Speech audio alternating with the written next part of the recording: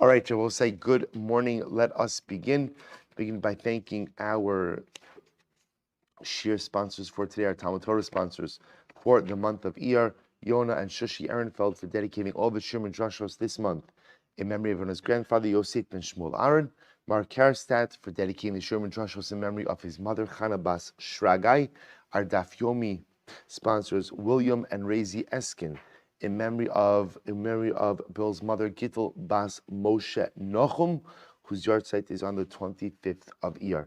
And I will say, as we've been doing every day to dedicate our learning, Le'iloi Nishmas, the victims of Meron, today we dedicate our learning, Le'iloi Nishmas Shraggai Gestetner, who was a skver chassid from Muncie.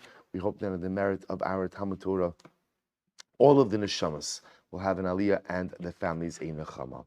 And I will say with that, let us begin, or let us continue, I should say. So today's daf is Chav Vav 26, and we are picking up in Meretz Hashem on Chav Hemabez. We have a lot to do today. We left off yesterday, I believe, Rabbi Yossi Omer. So it's 2, 4, 6, 8, 10, 12, 14, 16, about 17 lines up from the bottom. So we'll say, so just to reorient ourselves a little bit, the topic we are discussing is how the carbon tamid would be offered up. So remember again, so the Mishnah spoke about the second lottery, and the second lottery was to determine the tamid, right? So what we established was there would be one Kohen who would go ahead and win that lottery, and then what would happen? The 12 Kohanim to his right would be the ones who would do all of the other avodos. Interestingly enough, amongst the avodos was the carrying of the sacrificial parts. And as I mentioned yesterday, the sacrificial parts were not brought up immediately to the Mizbech. Instead, they were brought to the ramp, and they were laid down on the ramp. Although we'll see that's a machlokes as well. We also saw that the Mishnah went through the order in which the sacrificial limbs are brought up onto the Mizbech. There's a particular order for that to occur. So the Gemara now says as follows. So Rabbi Yossi says, Rabbi Yossi Omer, Derech Hafsheitu Hayakar. Rabbi Yossi says, the way you go ahead and you bring up the sacrificial parts is the manner in which the animal is skinned or flayed. So the Gemara says, Keitza Derech Hafsheitu. So what's the order of flaying? Harosh v'haregel, the head and the right hind leg. Ha'ukotz v'haregel. Then there's the tail and the left hind leg. Shtei defanos, the two flanks. Shtei yadayim, the two forelegs. Hachozeh, the chest. Geira, the Geira. So the Gemara says, right, this is, you'll see this is different. This is different, obviously, than the order. Geira is the neck. Shtei defanos, the two sides. Va'ukotz v'haregel. And ultimately, again, the ukotz is the tail, and the regel is the left hind leg. Rabbi Yosef Lili Omer. Rabbi Yosef says, no, the way you bring up the sacrificial limbs.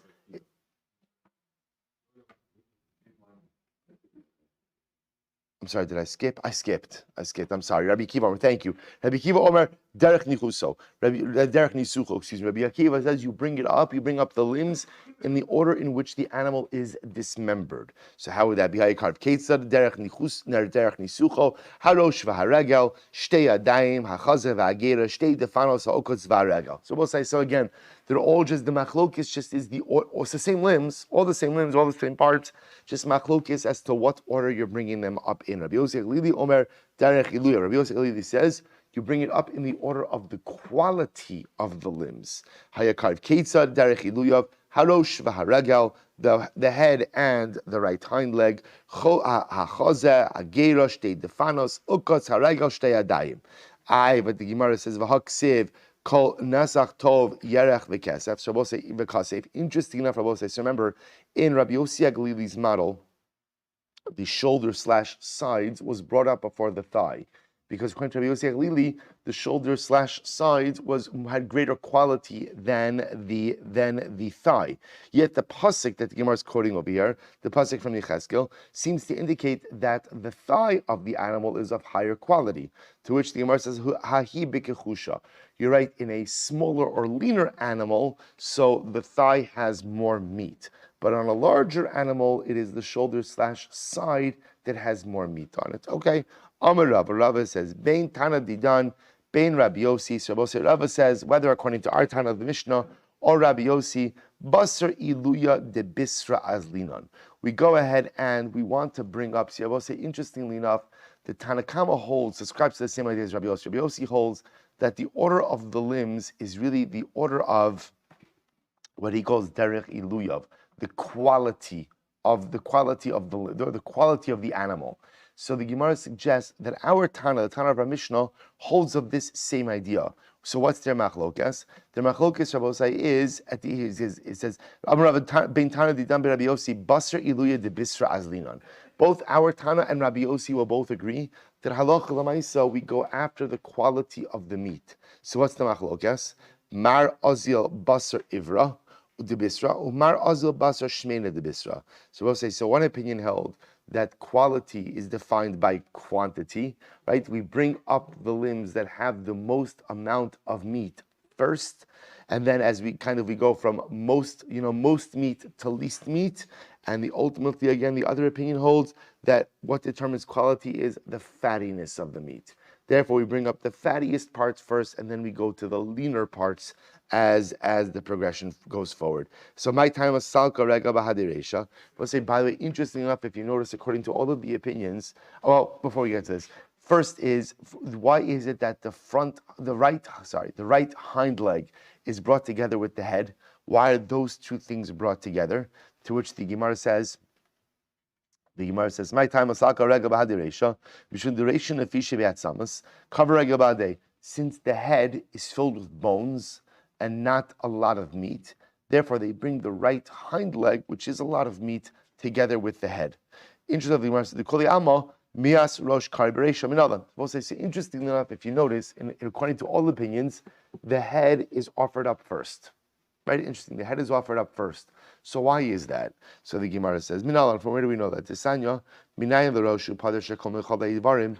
How do you know that the head, together with some of the fats, is offered up first? Talmud Omar es rosho ve'es pidro va'arach. Because we'll say the pasuk says, its head and its fats you will arrange on the mizbeach. So the first thing the Torah mentions is the head and the fats. So therefore, again, you see from here that no matter what order you're going to bring for the limbs, head is always first. The idach pader achrina lemay as the top of chavav. We'll say, so why do I need another mentioning of the fats later on? What does that come to include? So we'll say, this is very interesting. The Chidusanya comes to teach you the following halacha. What's the halacha? Ketzad haya oseh. He said, we'll say, when you are bringing the head together with the fats, how exactly do you arrange those two? To which the Gemara says, very interesting, nosin es hapader abeis hashchita uma'alehu. But we'll say, interestingly enough, when you would bring the head, you would place the fats by the beis hashchita, by the area, because remember, it's not just the head, it's the head and part of the neck, right? It's the head with the neck until the area of the shchita. You would place the fats right by the incision area of the neck. V'zehu derech kavod shal maila. And this was considered to be an act of kavod for HaKadosh Baruch Hu. We'll say, why? What's the issue over here? The issue over here, Rashi says, derech kavod lefisha beis hashchita meluchloch b'dam harosh. We'll say, remember again, the area where we shech the animal, the flesh and the hide, or the flesh, is stained red. It's stained red. So it doesn't look nice to go ahead and bring up the head with that stained red area. So essentially you place the fat right by covering up the beis hashchita. I guess that looks much nicer. I don't know, it doesn't, it all sounds interesting. I do say, so again, I always think it'll be interesting for us to adjust, according to the opinions who hold that there are karbanos in the third Beis Hamikdash. It'll be very interesting in Eretz Hashem for us to see this. But in any event, they would essentially cover up the Beis Hashchita. That's what would happen over here. So they'd cover up the Beis Hashchita with the fats. Good. We'll say good. We go weiter. So now we're making our way, right? So we've got remember again, we have our first payas, our first lottery, which was for what? Trumas Hadashan, right? We have our second lottery, which was really just for carbon tamid. Remember again, I both say everything mentioned in the Mishnah was all associated with tamid. Now we're moving forward. Remember again, I both say we learned how many payasas were there? How many lotteries? 4. So now we're up to number 3. Hapayas hashlishi. This is beautiful. The third payas, the third lottery, Ketores, right? Ultimately, again, was for who was going to offer up the Ketores. And what would happen? The Gemara says, "Hapayis hashlishi chadashim Ketores ba'u ve'hefisu." So we'll say the third lottery, interestingly enough, was reserved for people who had never done Ketores before.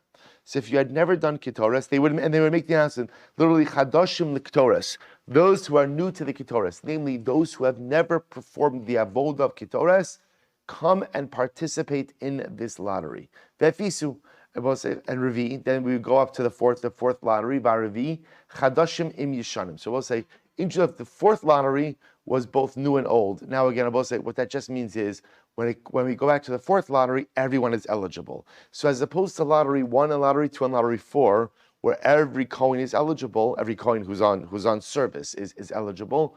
Lottery number 3 was dafka reserved for Kohanim who had never yet done the avoda of the Ketores. So the Gemara says, now the Gemara jumps for a moment to the lottery number 4. We'll say this is very interesting. What was lottery number 4? Lottery number 4, as I mentioned before, in lottery number 3, so the last number of people, right, or number of Kohanim were selected to take the sacrificial parts and bring them to the ramp of the Mizbeach. Interestingly enough, lottery number 4, according to the Mishnah, although we see such a machlokes, lottery number 4 was which Kohanim would take the limbs from the ramp and bring them up to the top of the Mizbeach. That was lottery number 4. Good, says the Gemara. Tana, me'olam lo shana adam ba. We'll say a person, a Kohen, no Kohen ever did the Ketores twice. Interesting. No Kohen ever did the Ketores twice. My time. And I will say, by the way, this doesn't include Kohen Gadol. You understand, right? Kohen Gadol does Ketores all the time. But Lamaisa, regular Kohanim, no Kohen ever did the Ketores twice. My time. Amr Rabbi Chanina, mipnei shema asheres. Because I will say beautifully, the Ketores is a skula to become wealthy. Now Rashi says over here, mipnei shema asheres lefichach lo hayu manichin oso l'shanos.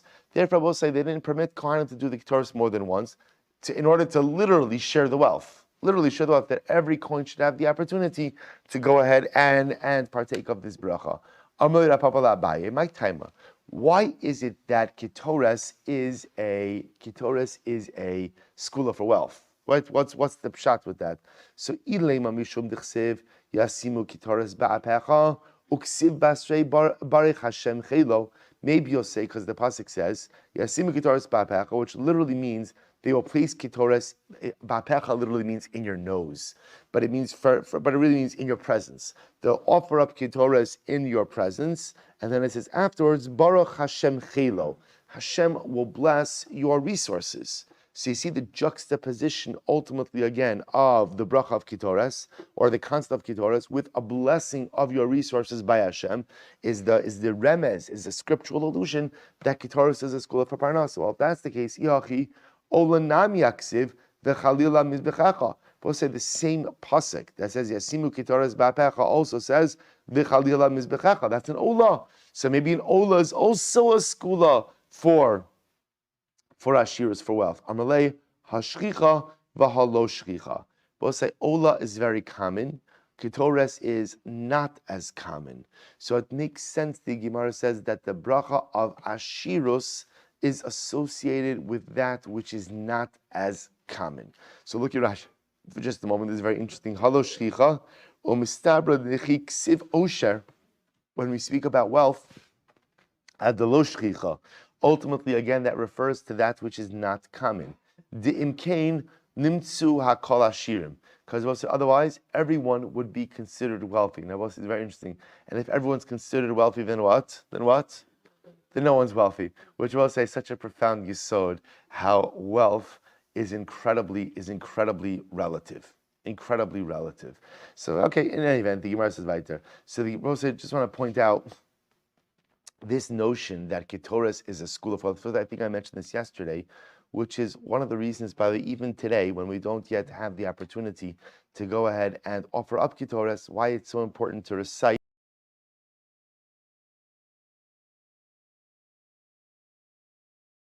Don't actually even have the custom to recite Parashas HaKetoros from a cloth, from a piece of parchment. But again, certainly, one recites it every day from the Siddur, a beautiful, beautiful school as well. And I will say, why is it that Ketores is a school for wealth? Like, what's the pshat? So there are many different interpretations of this, but there's a beautiful medrash the Medrash brings down that HaKadosh Baruch Hu says, Chaviva alai, I love all of your karbanos, but the most chaviv, the most wonderful thing for me is the Ketores. And why is that? Why is that? So Rabbi Yitzchak Radishev says something so beautiful. Actually, well, the Medrash quotes it. The Rebbe expounds on it. The Medrash says, because by all other karbanos, there's usually something that everyone else gets, right? So if you offer up a chatas, right? So you offer up a chatas, part of it goes on the mizbeach. The Kohen gets the meat, gets the hide. You think about all the karbanos, there's usually something that someone is benefiting from, either the Kohanim or the Bailim. There's only one karban from which no one derives any level of benefit, and that is the Ketores. Right? The Ketores is burned. That's it. There's no tangible benefit that anyone gets from the Ketores. Nothing comes to the Ketores. And even the scent, you're not permitted to be nana from the scent of the Ketores. So there's no benefit. There's no hana. So why do you offer up Ketores? Ketores itself is the purest expression of selfless service of God. Because we'll say so many times when we serve HaKadosh Baruch Hu, by definition, by nature, we are utilitarian beings. Right? If I'm going to do something in life, I ask myself one core question, which is, what's in it for me? What's in it for me? Sometimes we articulate it, sometimes we don't even articulate it, but it's what motivates almost everything we do. And even in the realm of divine service. That's why Antigonus, Ish Socho, has to say, do not be like servants who serve the emotional for the sake of receiving reward, because it's natural for people to be utilitarian. So therefore, even with karbanos, even with sacrificial service, it's hard to say that there's nothing in it for me, because there is. There's only one avoda that is purely selfless, and that's the Ketores. There's absolutely nothing in it for me. HaKadosh Baruch Hu says, do you know the avoda that I love most? I love the Ketores most. Because I know that when you offer it, you're only offering it because you love me. You're only offering it because you're committed to me. Ketores is the most beautiful, selfless expression of love and commitment to the Ribbono Shel Olam. So it's almost as if Kilu, that when I express that selfless love and commitment to HaKadosh Baruch Hu, Ribbono Shel Olam, I'm giving this to you. I'm not getting anything out of it. It's nothing for me. I'm not getting a hide. I'm not getting a steak. I'm not getting anything from it. I just love you and I just want to connect with you. HaKadosh Baruch Hu sees that selfless commitment, and in return wants to take care of us. And how does HaKadosh Baruch Hu take care of us? With our parnasa. Because all of us know without parnasa, life is pretty difficult. Life is incredibly challenging. So it sounds strange, as a reward for the selfless act, which we do for no reward, right? As a reward for the selfless act of expressing our love and commitment to HaKadosh Baruch Hu, the Ribbono Shel Olam in turn expresses his love and commitment to us by providing for our material needs in Olam Hazeh. A beautiful, beautiful connection between Ketores and Parnasa, which I will say again, for us also highlights the need. I think in general, and we'll have to go on, in general, the power of reciting karbanos contemporarily is that for us, until we have the third Beis HaMikdash, pretty much all karbanos we recite are selfless, right? Because at the end of the day, whether you're a Kohen or Yisrael, there's nothing I quote unquote get from that recitation, except Ribbono Shel Olam, this is the best that I can do in the absence of my Beis HaMikdash. So it's almost for us, Ki'ilu, everything becomes like Ketores, becomes a selfless act of devotion and commitment to HaKadosh Baruch Hu. In any event, that's the connection between Ketores and Parnasa. Amar Rava says, Lo mishkachus tzurva me'rabanan de mori ela da asi mishevet Levi o mishevet Yisachar. So I'll say, Rava says something very interesting. You will never find a Talmud Chacham who goes ahead and de mori, paskins halacha, who's not from either Shevet Levi or Shevet Yisachar.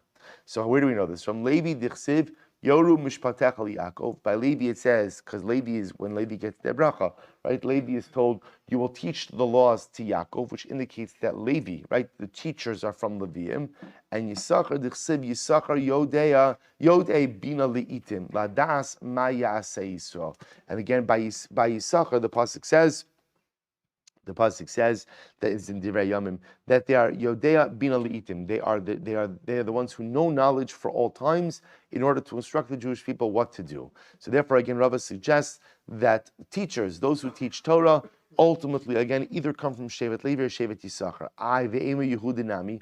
Why not Shevet Yehuda as well? After Rabbi Yehuda, what does it say? D'chsiv Yehuda Michokeki. It says Yehuda is the lawgiver. To which the Gemara says, it's very interesting. Asuke Shmaisa Aliba de Hilchasa kamina. So Rabbi says, no. What I'm talking about are people who are able to teach halacha l'maisa. So people are able to teach. So you will say, to give a shir and to talk about Torah, a person like that could come, could come from any shevet. The ability to deliver Torah in a way that leads, that gives people a takeaway message. And halacha l'maisa, halacha l'maisa, right? This is what you need to do. This is how you have to act. This is what you have. This is the halacha. That's a unique skill set. So it could be that teachers of Torah come from any shvatim, but those who are able to deliver shmaisa aliba dehilchasa, halacha l'maisa rulings, those individuals come from Shevet Levi or from Shevet Yisachar. I will say, I just want to point out something very interesting. You see, you have to realize, for us, we have it very different.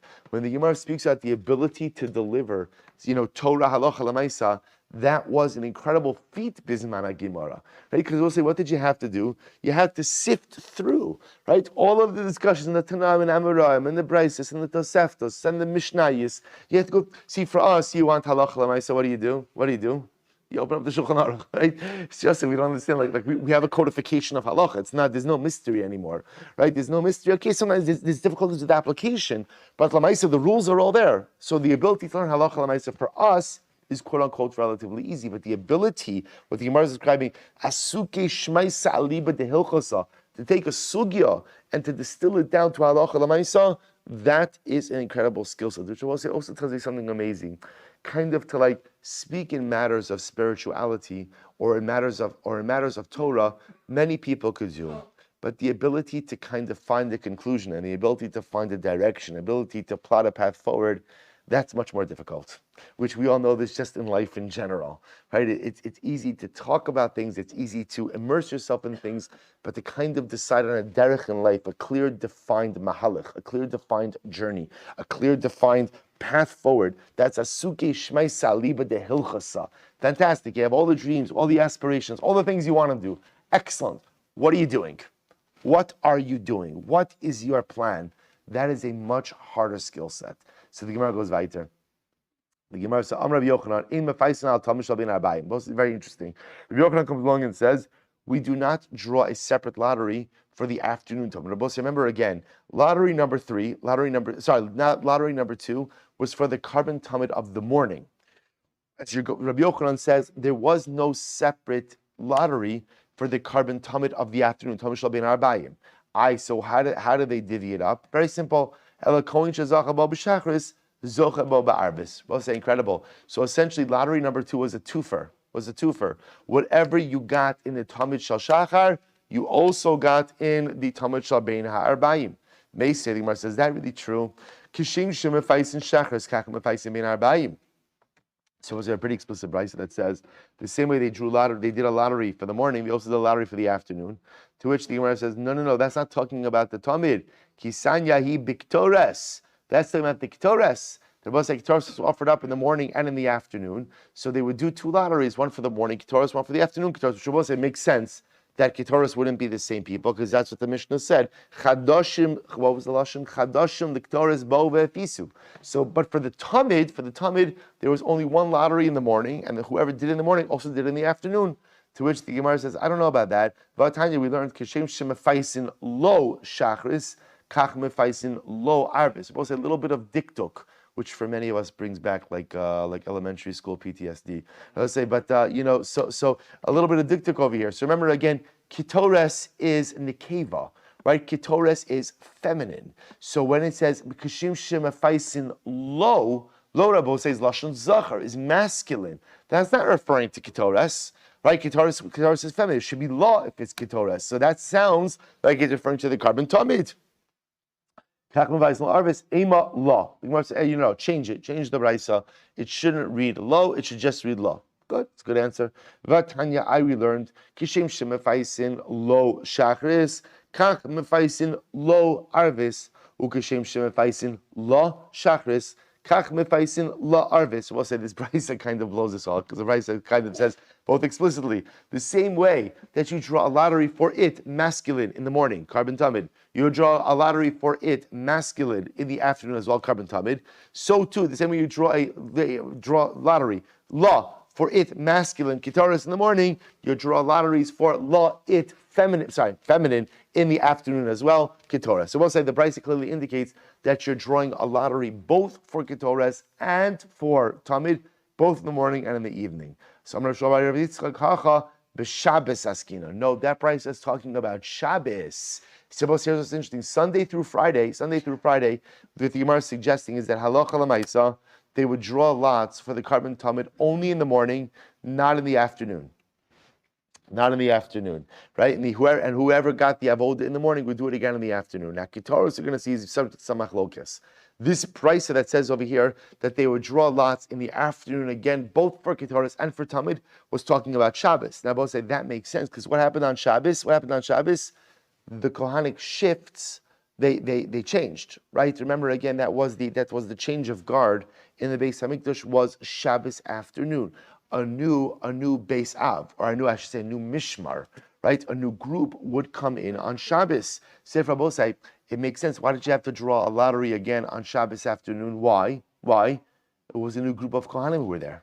That's why. So there was just a utilitarian reason. In other words, the same Kohanim who were there in the morning were not there in the afternoon. To which the Gemara will say, take a look at Rashi for just a moment. Rashi says, "Hoil umishmaros mischadshos umishmar sha'avat shachris eino ovid bein ha'arbayim." We'll say it's just a logistical issue. The Kohanim who worked in the morning were not there in the afternoon. Ulamai desalakadaitin meikara nefishilahu payasos maisi kulam isafra asu tezachi beishachris zachi be'arbis. I'm sorry. So we'll say Let's go back for just a moment. Ulaman. So we'll say, now remember, that's which we thought about before. We'll say, remember again, the Gemara, so now we'll say we're going to see, we'll get to the conclusion in just a moment, but the Gemara says, that which we thought originally, that there would be a separate lottery that was drawn for the afternoon, right? Because that was, the Gemara was entertaining this possibility, that the Tamid Shal Bein Ha'arbayim should have its own lottery. If that's the case, the Gemara says, Nefishilahu Payasos, that would end up leaving you with more lotteries, right? So we'll say, look at Rashi just a moment. So remember again, we established that there were 4 lotteries. If you're going to tell me that they drew a lottery for the Tamid Shal Bein Arbayim, that would mean what? There was another one, that there must have been a 5th. So how does that reconcile with the number 4? To which the Gemara says, no. Maisi kulum itzafra. What they would do is, they'll say, if you would hold that there was a separate lottery for the Tamid Shal Bein Ha'arbayim. We'll say, when would they have done that lottery? When would they have done it? During lottery number 2. So during lottery number 2, when they were drawing lots for the Tamid Shal Shachar, they would have just drawn another lottery for what? For Allah Chalamaisa, the Tamid Shal Bein Ha'arbayim. But there would not have been another gathering. I also remember, as we already established, when the Gemara told us that there are 4 payasos, that there are 4 drawings, there are 4 lotteries, we already understand that it's possible that within, really what it means is what? It doesn't really mean 4 lotteries. What does it really mean? 4 gatherings. 4 gatherings. But it's possible that within those gatherings, according to at least some opinions, multiple lotteries were drawn. Now we're going to see, we don't paskin that way. We paskin that 4 lotteries literally means 4 lotteries. But at least according to some, it just means 4 gatherings. So the Gemara just says in the Havamina that there was a separate lottery drawn for the Tamid Shal Bein Ha'arbayim. That lottery would have been drawn during the second lottery when everybody was gathered for the Tamid Shal Shachar. They would have done another lottery ultimately again for the Tamid Shal Bein Ha'arbayim. So the Gemara says, "Dezachu be'bishachar zachi, dezachi ba'arbis zachi." So we'll say, so how do we paskin? Right? So halacha l'maisa, how do we paskin? So listen to this. So the Rambam writes as follows. The Rambam says, here, the Rambam says, this is in Hilchos Tamidin Umusafin, Parak Dalet Halacha Ches. Tamid Shal Bein Ha'arbayim ein mafisin lo payis acher. So I'll say, interestingly enough, halacha l'mais. Well, first of all, the Rambam Paskins, we're going to get to it in just a moment, but the Rambam Paskins that the 4th payis, right, the 4th lottery, was ultimately there to determine who would bring the sacrificial limbs from the ram to the top of the Mizbeach. But then the Rambam says, the Tamid Shal Bein Ha'arbayim ein mafisin lo payis acher. They did not go ahead and do another lottery for the afternoon Tamid. Rather, what happened? Ella kol kohen shezacha b'avoda min avodo shachris yiske bein ha'arbayim. Whoever won the lottery for the morning Tamid did the same avoda in the afternoon. Same about in the afternoon. We'll say no new lottery for Tom Shal Ben Arbayim. Chutz min Ketores. Shehin mefisin lo payis achar bin Arbayim v'yavel kol mishlo hektar Ketores me'ol me'at she'osa beisav v'yafisu aleha. So we'll say halacha l'maisa, halacha l'maisa. So again, even though we would not do a new lottery for the Tom Shal Ben Arbayim, we would do a new lottery for the afternoon Ketores, which just makes sense, right? Because at the end of the day, we want to give everybody an opportunity to do the Ketores. We'll say, interesting, the Rambam says, Vim kvar hiktiru kulan miyamehen, mefisin lahen kulan b'shachar zapay shlishi, v'zesh zacha b'shachar maktir ben abbas. This is fascinating. So listen to this. Halacha l'maisa. Halacha l'maisa. Number one, they did not do a separate lottery for the Tamid Shal Ben Arbayim. Rather, whoever won the lottery for the Tamid Shal Shachar did the same avoda for Tamid Shal Ben Arbayim. Ketores, they would do a new lottery. Rabbi, listen to it. It says the Rambam. What happens if you reached a state where every Kohen who was eligible got to do Ketores? So what would you do then? Then you would include then you would not do a new lottery for Ketores. So if Rabbi said once everybody got a chance, then everybody's on equal footing. If that's the case, then it's pretty much the Ketores in the afternoon becomes part of the Ketores becomes part of the lottery for the Ketores in the morning as well. So once every Kohen had the opportunity to do Ketores, essentially we would do one lottery in the morning, right, for Tamid and Ketores, and whoever won the morning lottery for Tamid and Ketores would repeat the service in the afternoon as well. Interesting. So now it goes weiter. Haravi chadashim mishar. Mastislo Rabbi Eliezer ben Yaakov. So we'll remember again. So then it said the fourth lottery, everyone was eligible. And remember again, the fourth lottery was just to bring up the limbs. So the Gemara says, our Mishnah does not reflect the view of Rabbi Eliezer ben Yaakov. What does Rabbi Eliezer ben Yaakov say? This nan, Rabbi Eliezer ben Yaakov Omer, Hama'ala Ivarim Lekevesh, Hu Ma'ala Osel Mizech. So we'll say this is fascinating. Rabbi Eliezer ben Yaakov says as follows. He holds that halacha l'maisa, in the morning, they did not deposit the limbs on the ramp. Instead, what they did was they took the limbs straight up to the top of the Mizbeach. There was no depositing on the ramp. Now, the Gemara says, so obviously, Rabbi Eliezer ben Yaakov disagrees with our Tana. Right? Our Tana holds that in the morning, the Kohanim would place the limbs on the ramp, and then in the afternoon, they would go ahead, or I should say, or in the afternoon, they would bring them up. So I'll say, so what's happening over here? Not in the afternoon, but sometime later. So the Gemara says, Marsav Ravam Hadras Melech. So one opinion says, the more Kohanim you could get involved in the service, the better it is. So therefore, I will say again, the idea that you would have one set of Kohanim place it on the ramp, and a second set go ahead and bring it up, that's better. Marsavar, Makom Shchina Lav Orach Ara. And the other opinion says, no, I will say, it doesn't look nice when a Kohen takes the limb and deposits it on the ramp as opposed to taking it to the top of the Mizbeach. Why? What does it look like? It looks like it's a tircha. That's too heavy. It's too cumbersome to carry the limb all the way up. So what does he do? He just deposits it on the ramp. That's the machlokes. Amar Rava, lo Rabbi Eliezer ben Yaakov islay Rabbi Huda, for Rabbi Huda islay Rabbi Eliezer ben Yaakov. So we'll say, interestingly enough, neither. So we'll say, first of all, if you take a look at Rashi just a moment, Hu ma'ale legabe mizbeach. Rashi says, Osi ish zachabo laholicha lekevesh chozer u'ma'aleo la'achar zman lemizbeach. Ukishayu molichin oso manichin oso mechatzev shel kevesh lamata kadesh lo yitztarich laholicho kol hakevesh v'holech va'ola bekevesh ukishemagia lamakom sheivarim sham noten v'achi tam sech shkalim every time we nit mechatze kevesh. So we'll say, interesting enough, I take it back. I said, let me reclaim it. Rabbi Eliezer ben Yaakov, everyone agrees that you're depositing the limbs on the ramp. I'm sorry. Rabbi Eliezer ben Yaakov is just saying the same Kohanim who deposited it are the same Kohanim who take it up. Because the concern ultimately is, if it's someone else, it looks like perhaps it was too cumbersome upon the first set of Kohanim. So we'll say, so the Gemara now says something very interesting. Rabbi Eliezer ben Yaakov doesn't hold like Rabbi Huda, and Rabbi Huda doesn't hold like Eliezer. So who's Rabbi Huda? We had Rabbi Huda on the top of Chaf Hei Amud Beis. And right, Rabbi Huda was the one who held that halacha l'maisa, there was no separate lottery by the Ketores for the Kohen who would go ahead and bring in the coals for the Ketores. Rather, again, there was one lottery. Whoever won the Ketores, and he would ask a friend of his, can you bring in the coal? So we'll say, now watch this. The Gemara is suggesting that Rabbi Eliezer ben Yaakov and Rabbi Huda are mutually exclusive opinions. Why? So the Gemara says as follows. The imkain, because the Gemara says, because the imkain, last line, batzrulei payasos. Because I will say, interestingly enough, according to Rabbi Yaakov, there was no lottery for who would bring the coals for the Ketores. And according to Rabbi Eliezer ben Yaakov, there was no lottery for who would bring the limbs up to the Mizbeach. Why? Because why was there no lottery, Bosai? Because the same Kohen who put them there would be the same Kohen ultimately again who went ahead and brought them up. Now, they must not accept each other's opinions. Because we'll say, if they both accept their opinions, that means they're each missing a lottery.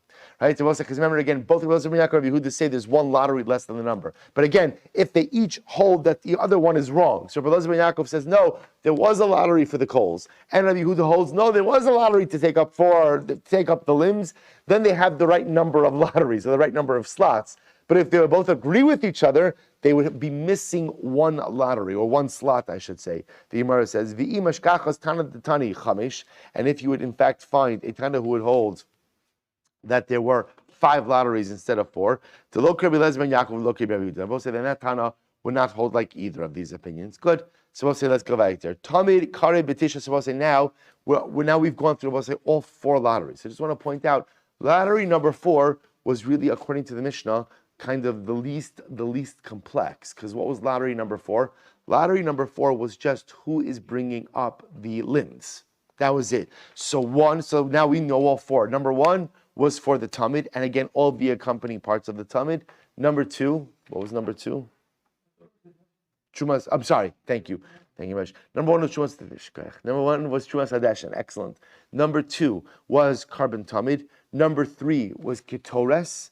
And number 4, ultimately, again, was Ma'ale Evarim. And again, except Rabbi Eliezer ben Yaakov, who we don't paskin like, Rabbi Eliezer ben Yaakov holds that there was no separate lottery to bring up the limbs, because whoever placed them there were the ones who took them up. So according to Rabbi Eliezer ben Yaakov, where's the 4th lottery? What is that for?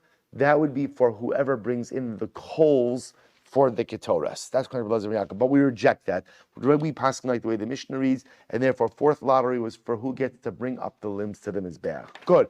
We'll say now we've seen all 4 lotteries. Mishnah, Tamid, Kara B'tisha B'asar B'achadasar B'shnei Masar. We'll say sometimes the Tamid, Kavan Tamid, is brought by 9 Kohanim, 10 Kohanim, 11 Kohanim, or 12 Kohanim. We're going to see depending on the day, depending on the circumstance. Lo pachos v'lo yoser. There are never less than 9 Kohanim and never more than 12 Kohanim. We'll say, so Rashi points out over here, Tamid Karev, Mishas Holochas, Eivarim ve'elach. So we'll say, this is not talking, I just want to point out, Rashi points out, it's not talking about Shchita, Kabbalah, and Zrika. That's how. So that's off the table. We're talking about from the time that you're moving the limbs, all the processes involved from the movement of the limbs and forward, either 9, 10, 11, 12. Ketzad sa'atzmo betes. So we'll say a regular day is 9 kohanim. Look at Rashi. Atzmo b'chol yom betisha. On a regular day in the Beis Hamikdash, there are 9 kohanim involved in the carbon tamid. Chamisha leivarim. 5 kohanim to bring up the sacrificial parts. Ve'echad likirvayim, 1 to bring up the intestines. Ve'echad l'sobas, 1 for the fine flour. Ve'echad l'chavitin, 1 for the minchas chavitin. Ve'echad l'yayin, 1 for the wine. So we'll say, so ultimately again, that on a regular day in the Beis Hamikdash, you have 9 kohanim involved in the tamid. Again, I will say, not counting the shchita, the kabbalah, and the zrika. We're leaving that off. Okay, b'chag, we'll say on Sukkis, on Sukkis, where there was Nisuch Hamayim, the water libation, which was done with the Tamid Shel Shachar, you had a total of 10 Kohanim. Why 10? The regular 9, plus the additional 10th who was carrying the pitcher of water. Bein Harbayin, we'll say in the afternoon, B'achad Asar, there would be 11 Kohanim. Hu Atzmo B'tisha, so you have the regular 9 Kohanim. Ushnayim Biyadam Shnei Gizrei Eitim. So we'll say, this is not just the regular afternoon. Right? So on a regular afternoon, you had the regular 9 Kohanim, right? Plus, I will say you had 2 additional Kohanim who are each bringing a log of wood. As we're going to see again, there's an obligation in the morning and in the evening to bring up 2 pieces of wood, Shnei Gizrei Eitzim, to put on the Ma'aracha, to put on the pyre of the Mizbeach. B'Shabbos, on Shabbos, B'achad Asar, you would also have 11 Kohanim. Why 11? The Gemara says, Hu Atzmo B'tisha, because remember again, we'll say we're always starting with 9, right? 9 is the basic number of Kohanim to perform the avoda of the Tamid. Ushnai b'yadav shnei bazichei levona. And we'll say, remember again, on Shabbos, you would burn the 2 spoons of frankincense. That were from where? They were from where? The Shulchan. We're going to say in the shulchan which has lechem on it, you also had 2 spoons of frankincense. Those were burned on Shabbos. So you had 2 kohanim, each of whom held 1 spoon of frankincense. Shalachem upon him. So what's that? That's 11. Listen to this. If it was Shabbos that fell out or Sukkot that fell out on Shabbos, so they will say, what would you would have? So here's what you would have. You would have 9, which are the regular unit, right? Then what? You'd have 2 for the Levona, which is 11, right? 2 kohen for the Levona, and then 1 additional coin to bring the water for the Nisech HaMayim. That's 12. So it goes. So the maximum number of kohanim would come up on Shabbos Sukkot. Shabbos is Sukkot. So the Gemara says, Amar Rav Abba v'Yitim Rami Bar Chama v'Yitim Rabbi Yochanan. We'll say, just as an aside, the Gemara says, Nisuch HaMayim was the unique water libation which was done on Sukkot. You see from our Mishnah that Nisuch HaMayim was only done when? Was only done Shachris. Was only done in the morning. Now we'll say, where do we know this from? Mimai, Mediktani Ubishav Shabasoch Achag. So we'll say, interesting enough, because again, remember, the Mishnah says it pretty explicitly. The Mishnah says the details that one of the additional kohanim that would have to be needed would be to bring up the pitcher of water, which was done by Tamid Shel Shachar. So you see from here clearly from the Mishnah that the Nisuch HaMayim, the water libation, was done as part of the morning Tamid. So we'll say, and if you want to say that Nisuch HaMayim was done by the afternoon Tamid, then we'll say ultimately, again, remember, in the afternoon, you're already having a minimum of 11 kohanim, right? So we'll say, why a minimum of 11 kohanim by the afternoon? What's happening in the afternoon? Remember, why 11? So remember, we're always starting out with what number? 9. 9 is our basic number. And in the afternoon, we establish what's happening during the Tamid Shel Ben Abayim. What are we doing? The Shnei Gizrei Eitzim. If you want to tell me that Nisuch HaMayim can be done in the afternoon, then you can find an afternoon case that has 12 kohanim as well. To which the Gemara says, Amravashi Afana Nami Tanina. We also have another brayso that supports this idea that Nisuch HaMayim was done in the morning. Both listen to this. Ulamanasech Omerlo. So both say to the person, we're going to see this is a sugi and sukkah. To the manasek, to the person who Nisuch HaMayim, they would say to him, Hagbei Yadecha. Extend and raise your hands. And I will say, here's what's interesting. When the Kohen would pour the water for Nisuch HaMayim, they would make him extend his hands and extend his arms and pour the water in a visible fashion. Why, Rabbi? Say, listen to this. Because what would happen? Shepam achad nisech al gabe raglov. Because one time the Kohen purposely poured the water on his feet. Urigamu kola am be'esrogehen. And everybody pelted him with their esrogim. Now what's happening over here? So remember, the machlokes between the tzdukim and ultimately, again, the regular Jewish people, which are the tzdukim, do not remember, I want to point out, the avodah of Nisuch HaMayim is not explicitly stated in the Torah. It's learned out halacha l'Moshe Misinai. Halacha l'Moshe Misinai. The tzdukim do not believe in Torah Sheba'al Peh. So the tzdukim did not believe in Nisuch HaMayim. So at times when there were tzeduki kohanim, what they would do is they would pretend like they were doing Nisuch HaMayim, but they wouldn't pour the water on the Mizbeach. Because remember again, we'll say the Nisuch HaMayim, the water is poured on the side of the Mizbeach. So instead what they would do is they would pour the water on their feet. They would pour the water on their feet. So when the rabbis got wind of this, because so one time this happened and people saw it, and they lost. So therefore, as a result of this, the rabbi said, when you do Nisuch HaMayim coin, you have to extend your arms so everyone could see what you're doing. Because apparently one time the coin poured the water on his feet, the people did not take kindly to this, and they threw their esrogim at him. And I will say, now, the reason why that's important is because when are you taking your lulav and esrog? In the morning. So you see from here clearly from this story that Nisuch HaMayim was done in the morning. So it was just another proof to the fact that Nisuch HaMayim was an avodah that was done as part of Tamid Shel Shachar. Tanya, Rashbi Omer, it's incredible. Rishon Bar Yochai says, Minayik Tamid Shel Ben Arbaim Sheton Shnei Gizrei Eitzim B'Shnei Kohanim. I will say now, Rashbi is introducing something very interesting. How do you know that when you bring the afternoon Tamid, not only do you have to bring 2 pieces of wood, Shnei Gizrei Eitzim, Rabbi say each of those pieces of wood is carried by one Kohen. So it's not, because Rabbi say you might have thought, okay, you have to bring 2 pieces of wood and one Kohen could carry 2 pieces of wood. No, Rashbi says it has to be 2 pieces of wood and each piece carried by one Kohen. Shenemar va'archu eitzim. The pasuk says they will arrange the wood. It's plural. They will arrange the wood. 2 kohanim will arrange the wood. So the Gemara says, now if I don't need that phrase for the Talmud Shal Shachar, because by Talmud Shal Shachar it says Dechsev, Ubir aleh hakohen itzim baboker va'arach aleha. So ultimately, again, applied the pasuk to the afternoon Talmud, and Rashbi uses that pasuk ultimately to teach me that halacha lamaisa, 2 kohanim, each carrying up one piece of wood, bring the wood up for Talmud Shal Ben Arbaim. Ve'ema idi v'idi b'Talmud Shal Shachar. But why can't I say that the pasuk is also referring to the morning Talmud? And after all, v'amar rachmana avid v'hadar avid. And maybe what the Torah is actually telling me is, maybe in the morning I have to bring up 2 sets of Shnei Gizrei Eitzim. 2 sets of Shnei Gizrei Eitzim, right? Bring up the first set, then bring up the second set. Imke nemakra ubir. Suppose if that's the case, let the Torah use the same lashon. I kasav rachmanu ubir hava aminachad in trelo. If the Torah would have just said ubir, I would have thought that it's only done by 1 coin, not by 2. Kamash malon, that not. Dene avid chad, dene avid trey. That ultimately, again, so the Gemara says maybe there should be a first placement and then a second placement. Imke nemakra ubir ubiaro.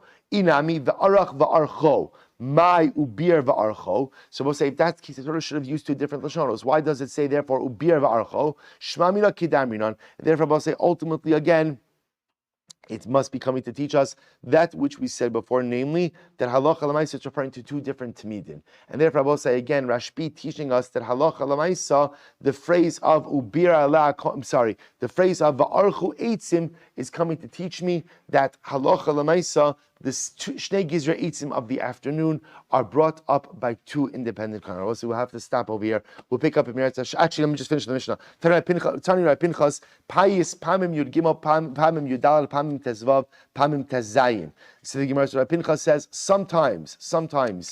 Ultimately, again, there are 13 kohanim, sometimes 14 kohanim, sometimes 15 kohanim, sometimes 16 kohanim. I will say, so I just want to point out, Rashi points out over here very quickly, Pamim Yud Gimel, kohanim asukim bavodas atamik kidisnan. So again, so you'll look through this on your own. Sometimes there are different numbers of kohanim involved in the avoda, sometimes 13, sometimes 14, sometimes 15, sometimes 16. So you're going to say 13 is a regular day, 14 is Nisa Chamayim, 15 is Shabbos, 16 is on Shabbos that falls out during Yom Tov.